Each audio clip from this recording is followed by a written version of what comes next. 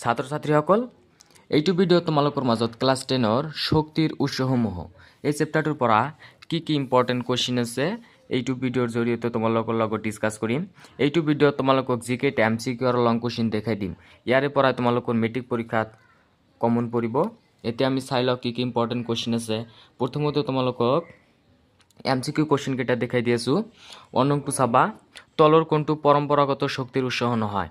তোমালোকে মনত ৰাখিবা, এটা কথা কৈ দিওঁ, পৰম্পৰাগত আৰু অপৰম্পৰাগত দুটাৰ পৰা এটা তোমালোকৰ এমচিকিউ 100% চিয়ৰ আহিব। এইটো মোষ্ট ইম্পৰ্টেণ্ট। 1 নংটো চাবা, ইয়াত কোনটো আছে নিউক্লিয়াৰ শক্তি, 3 নংটো শুদ্ধ উত্তৰ। তাৰপিছত তোমালোকে 2 নংটো চাবা, তলৰ কোনটো নৱীকৰণযোগ্য শক্তিৰ উৎস নহয়। কনফিউজন নহবা, এইটো কৈছে কি নৱীকৰণযোগ্য শক্তিৰ উৎস নহয়, মানে যিবোৰ এবাৰ ব্যৱহাৰ কৰাৰ পিছত পুনৰ ব্যৱহাৰ কৰিব নোৱাৰি তাক কোৱা হয় অনৱীকৰণযোগ্য শক্তি, আৰু যিবোৰ এবাৰ ব্যৱহাৰ কৰাৰ পিছত পুনৰ ব্যৱহাৰ কৰিব পাৰি এইটো হ'ব নৱীকৰণযোগ্য। ইয়াত কোনটো আছে অনৱীকৰণযোগ্য, জীৱাশ্ম ইন্ধন। তাৰপিছত তোমালোকে 3 নংটো চাবা, তলৰ কোনটো সৌৰ শক্তিৰ আধাৰিত নহয়, এইটো কি হ'ব নিউক্লিয়াৰ শক্তি।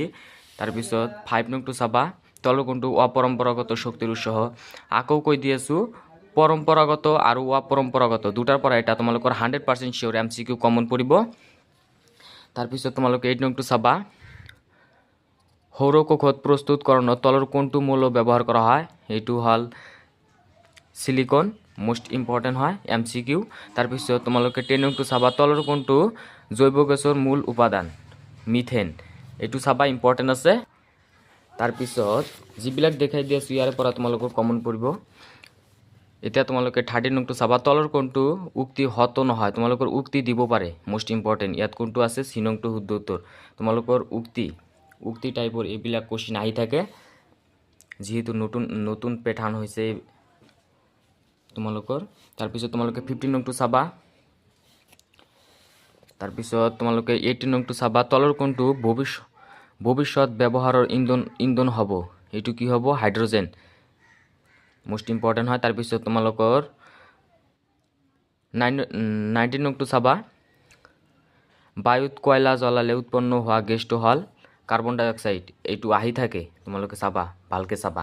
তাৰপিছত তোমালোকে 1 নংটো চাবা, পুৰণি কালত আটাইতকৈ পৰিচালিত তাপ শক্তিৰ উৎসটো কি আছিল, এইটো কি কাঠখৰি, জাষ্ট তোমালোকে চাবা। তাৰপিছত তোমালোকে এইটো চাবা, এইটো ইম্পৰ্টেণ্ট আছে, কেলৰি মান কি। তাৰপিছত এতিয়া তোমালোকে 5 নংটো চাবা, ভাল ইন্ধন কি, ভাল ইন্ধনটো চাবা। তাৰপিছত তোমালোকে 11 নংটো চাবা, সৌৰকোষত প্ৰস্তুতকৰণত ব্যৱহৃত হোৱা ধাতুটোৰ নাম কি। তোমালোকক আকৌ এবাৰ কৈ দি আছোঁ, এমচিকিউত এবাৰ কৈছোঁ, সিলিকন, এইটো ইম্পৰ্টেণ্ট আছে। তাৰপিছত তোমালোকে 12 নংটো চাবা, জীৱাশ্মজাত ইন্ধনৰ ফলত হোৱা প্ৰদূষণ কিদৰে কমাব পাৰি, এইটো চাবা, জাষ্ট তোমালোকে চাবা। তাৰপিছত 14 নংটো চাবা, নৱীকৰণযোগ্য শক্তিৰ উৎস। তোমালোকক এটা কুৱেশ্যন কৈ দি আছোঁ, লং কুৱেশ্যন, নৱীকৰণযোগ্য শক্তিৰ আৰু অনৱীকৰণযোগ্য শক্তি কাক বোলে, উদাহৰণ দিয়া। এইটো কুৱেশ্যন তোমালোকক দিলে তোমালোকক লং কুৱেশ্যন দিব, দিলে তোমালোকক নৱীকৰণযোগ্য আৰু অনৱীকৰণযোগ্য দুটাই দি দিব, একেলগে কৰি দি দিব, তোমালোকে চাবা। তাৰপিছত এতিয়া তোমালোকে 18 নংটো চাবা, ইম্পৰ্টেণ্ট। তাৰপিছত 22 নংটো চাবা, নিউক্লিয়াৰ শক্তি কি। এইটো ভিডিঅ'ত তোমালোকক যিকেইটা দেখাই দিলোঁ ইয়াৰে পৰা তোমালোকৰ কমন পৰিব। যদি তোমালোকে মোৰ চেনেলত প্ৰথমবাৰৰ বাবে হোৱা চেনেলটো ছাবস্ক্ৰাইব কৰিবা।